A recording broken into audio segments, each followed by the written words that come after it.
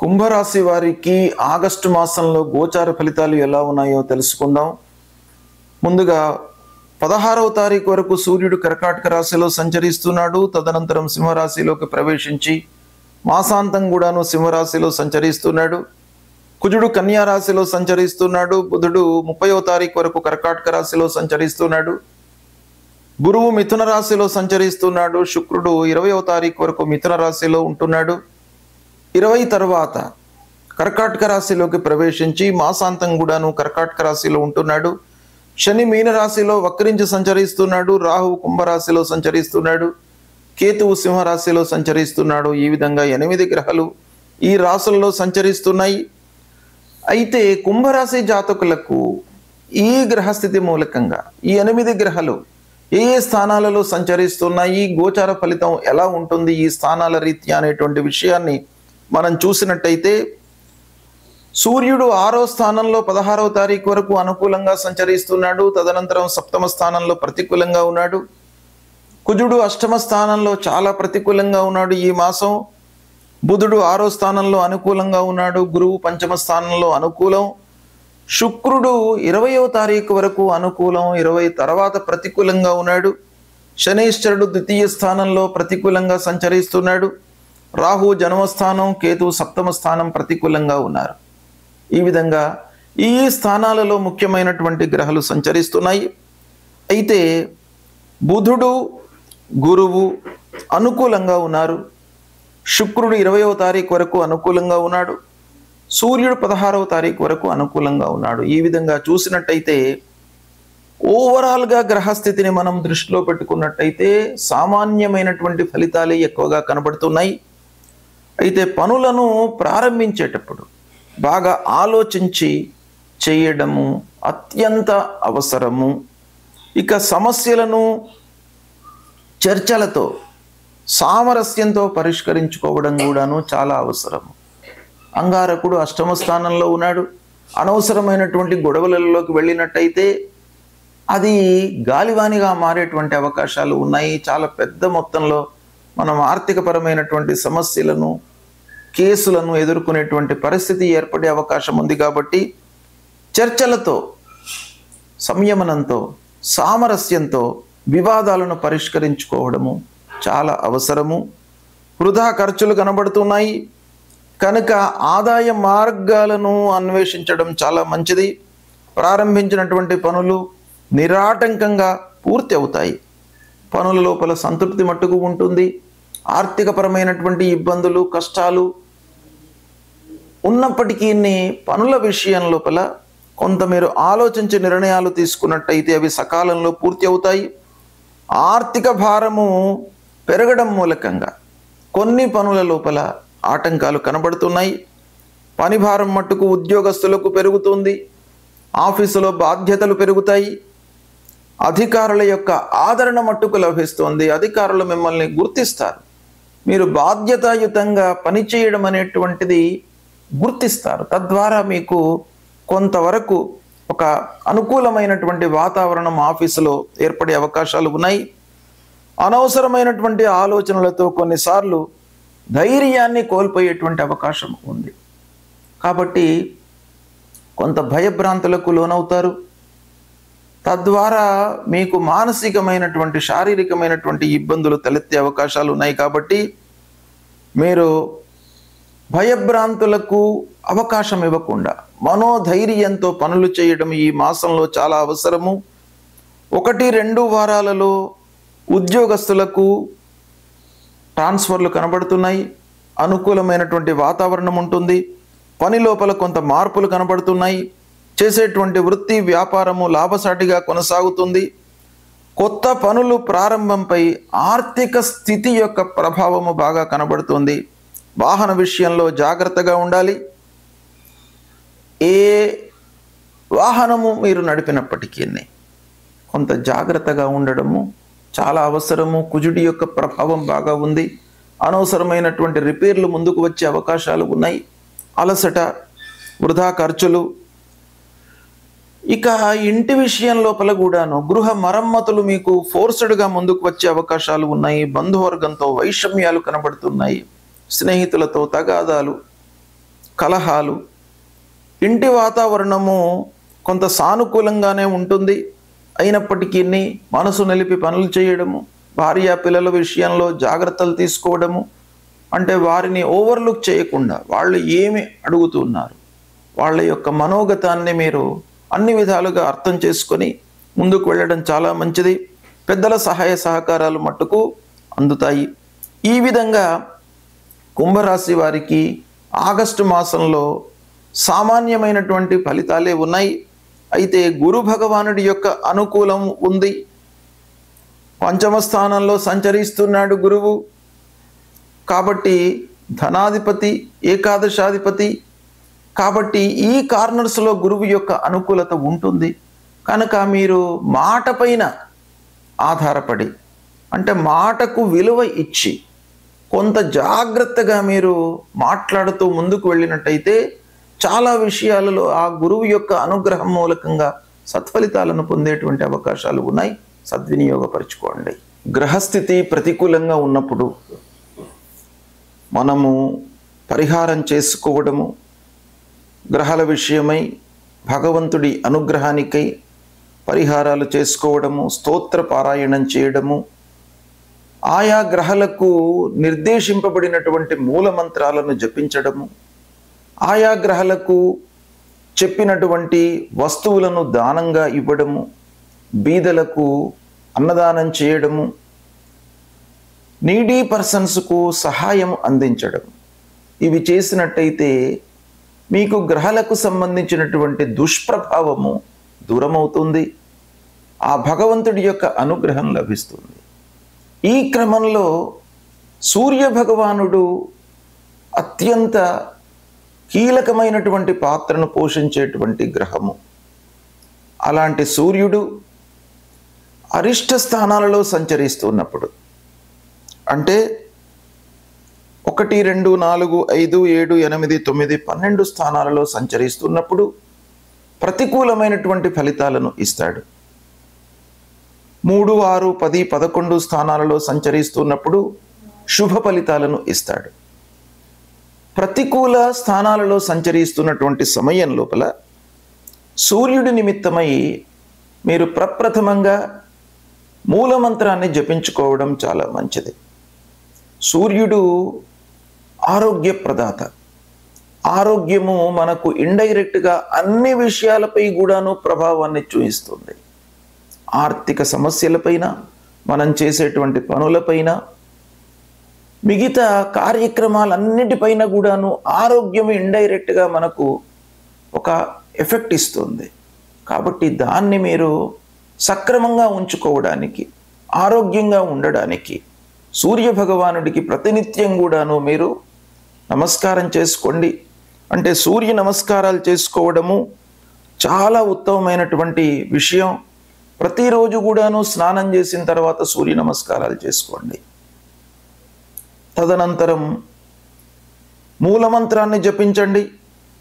మూలమంత్రం జపా కుసుమ సంకాశం కాశ్యపేయం మహద్యుతిం తమోరిం సర్వపాపఘ్నం ప్రణతోస్మి దివాకరం అనేటువంటి ఈ మూలమంత్రాన్ని ప్రతినిత్యం కూడాను జపించుకోండి. ఈ జపం మూలకంగా మీ లోపల భక్తి భావన పెరుగుతుంది. కార్యక్రమాలపై, మీరు చేసేటువంటి పనులపై శ్రద్ధ ఏర్పడుతుంది, అంటే ఇంట్రెస్ట్ ఏర్పడుతుంది. ఫస్ట్ మీరు ఇంట్రెస్ట్గా ఉన్నట్టయితే ఆ పనిని మీరు సక్రమంగా చేయగలుగుతారు. తద్వారా మీరు ఫలితాన్ని పొందగలుగుతారు. అంతేకాకుండా శివాభిషేకం చేయండి. శివుడు ఐశ్వర్య ప్రదాత, ఆరోగ్యాన్ని కూడాను ఇచ్చేటువంటి భగవంతుడు, అపమృత్యు దోషాలను నివారించేటువంటి భగవంతుడు. కాబట్టి శివుణ్ణి మీరు అభిషేకించండి. ఇక గోధుమలు దానంగా ఇవ్వండి. సూర్యుడికి ప్రీతికరమైనటువంటి ధాన్యం గోధుమలు. కాబట్టి గోధుమలు దానంగా ఇచ్చినట్టయితే ఆ సూర్య భగవానుడి యొక్క అనుగ్రహం లభిస్తుంది. ఇక జాతి రత్నాలలో సూర్య భగవానుడికి చెప్పినటువంటిది మాణిక్యం. ఈ మాణిక్యాన్ని ధరించండి. ఇవి చేసినట్టయితే మీకు సూర్యుడి యొక్క అనుకూలత కలుగుతుంది. సూర్యుడి యొక్క అనుగ్రహం మీకు కలిగినట్టయితే ఆరోగ్య విషయం లోపల మీరు ఇబ్బంది పడకుండా ఉంటారు. ఇక సూర్యుడి తర్వాత మీ గ్రహస్థితి పైన, అంటే మీ ఫలితాల పైన, మాసవారీ ఫలితాలు కానివ్వండి, సంవత్సర ఫలితాలు కానివ్వండి, మొత్తం జాతక ఫలితాలపై కూడాను ప్రభావాన్ని చూయించేటువంటి గ్రహము అంగారకుడు, కుజ భగవానుడు. ఈ కుజుడు కూడాను 3, 6, 10, 11 స్థానాలలో సంచరిస్తున్నప్పుడు గోచార రీత్యా శుభ ఫలితాలను ఇస్తాడు. 1, 2, 4, 5, 7, 8, 9, 12 స్థానాలలో సంచరిస్తున్నప్పుడు ప్రతికూలమైనటువంటి ఫలితాలను ఇస్తాడు. కనుక ఈ అంగారకుణ్ణి ప్రీతి చేసుకోవడానికి, అంగారకుడి మూలకంగా, కుజుడి మూలకంగా కలిగేటువంటి దుష్ప్రభావం నుండి దూరం కావడానికి ప్రథమంగా కందులు దానం ఇవ్వండి. ఎర్రటి వస్త్రంలో కందులు 1 కేజీ పావు మూటగట్టి ఎవరికైనా కూడాను దానం ఇవ్వండి. బీదలకు ఇచ్చినా పర్వాలేదు, దేవాలయంలో అర్చకుడికి ఇచ్చినా కూడాను పర్వాలేదు. మీరు దానము ఇవ్వడం అనేటువంటిది చాలా ముఖ్యమైనటువంటి కర్తవ్యం. దానము, యజ్ఞము, తపస్సు, ఈ 3 ముఖ్యంగా మనిషికి చెప్పబడినటువంటి కర్తవ్యాలు. కాబట్టి దానము ప్రథమ స్థానంలో ఉంటుంది. కాబట్టి మీరు ఈ అంగారకుడిని ప్రీతి చేసుకోవడానికి ఇవి దానంగా ఇవ్వండి. దాని తర్వాత సుబ్రహ్మణ్య స్వామిని పూజించండి. సుబ్రహ్మణ్య స్వామి దేవాలయానికి వెళ్ళి సుబ్రహ్మణ్య స్వామిని అర్చించినట్టయితే మీ లోపల కోప స్వభావము లేకుండా మిమ్మల్ని కాపాడుతాడు. కోప స్వభావము అంగారకుడి మూలకంగా డెవలప్ అవుతుంది. ఆ కోప స్వభావంలో మనిషి వివేకాన్ని కోల్పోతాడు, అంటే ఆలోచన తత్వాన్ని కోల్పోతాడు. తద్వారా మనం ఏమి చేస్తున్నామో మనకు స్పృహలో ఉండదు. కాబట్టి అలాంటి దుష్ప్రభావము కలగకుండా ఉండడానికి సుబ్రహ్మణ్య స్వామి మిమ్మల్ని కాపాడుతాడు. కనుక సుబ్రహ్మణ్య స్వామిని పూజించండి. మహాలక్ష్మి, మహాకాళి, మహాసరస్వతి రూపంలో ఉన్నటువంటి దుర్గామాతను కూడాను పూజించండి.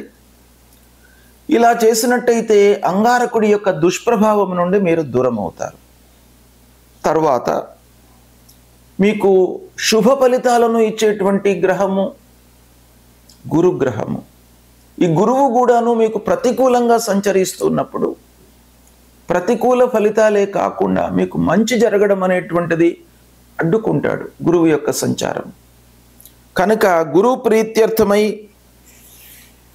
దేవానాంచ ఋషీణాంచ గురుంకాంచన సన్నిభం వందనీయం త్రిలోకానాం తన్నమామి బృహస్పతిం అనేటువంటి ఈ మూల మంత్రాన్ని ప్రతినిత్యం కూడాను చదువుకోండి. 2, 5, 7, 9, 11 స్థానాలలో సంచరిస్తున్నప్పుడు గోచార రీత్యా మీకు బృహస్పతి గురుగ్రహము శుభ ఫలితాలను ఇస్తాడు. మిగతా స్థానాలలో సంచరిస్తున్నప్పుడు ప్రతికూల ఫలితాలను ఇస్తాడు. గురు ప్రీత్యర్థమై మీరు శనిగలు దానంగా ఇవ్వండి. పసుపు పచ్చ వస్త్రంలో శనిగలను మూటకట్టి అర్చకుడికి కానివ్వండి, బీదలకు కానివ్వండి దానంగా ఇవ్వండి. దక్షిణామూర్తిని పూజించండి. దక్షిణామూర్తి గురువు కాబట్టి దత్తాత్రేయ స్వామి దక్షిణామూర్తి. గురువులను, సద్గురువులను పూజించడం మూలకంగా గురువు భగవానుడి యొక్క అనుగ్రహం లభిస్తుంది. తల్లిదండ్రులు కూడాను ప్రథమ గురువులు కాబట్టి తల్లిదండ్రులకు సేవ చేయండి. తద్వారా గురువు యొక్క అనుకూలత కలుగుతుంది. ఇక శనీశ్వరుడు, శని ప్రధానమైనటువంటి గ్రహం. 2.5 సంవత్సరాలు ఉంటాడు ఒక రాశిలో. దుష్ట స్థానంలో ఉన్నప్పుడు శని యొక్క ప్రభావం చాలా ఉంటుంది. కాబట్టి 1, 2, 4, 5, 7, 8, 9, 10, 12 స్థానాలలో సంచరిస్తున్నప్పుడు శని దుష్ప్రభావాన్ని ఇస్తాడు. గనక శని ప్రీత్యర్థమై మూలమంత్రాన్ని ప్రతినిత్యం కూడాను జపించుకోండి. నీలాంజన సమాభాసం రవిపుత్రం యమాగ్రజం ఛాయామార్తాండ సంభూతం తన్నమామి శనైశ్చరం.